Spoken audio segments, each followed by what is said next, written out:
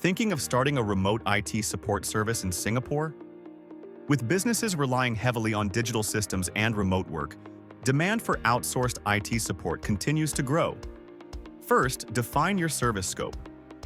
Will you provide help desk support, cybersecurity monitoring, cloud management, software troubleshooting, or managed IT services? Your offerings will shape pricing, staffing, and technology requirements. Next, register your business with ACRA.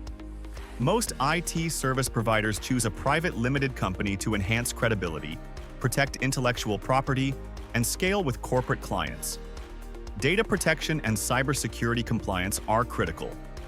You must comply with PDPA requirements, implement secure access controls, and follow best practices for handling client data. Depending on your services, IMDA or industry-specific standards may also apply. You'll need skilled IT professionals, reliable remote support tools, and clear service-level agreements to ensure service quality and uptime. Finally, set up proper accounting, tax compliance, and subscription billing systems.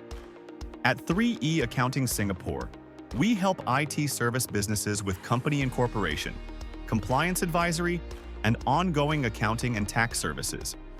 Visit our website to start your remote IT support service in Singapore with confidence.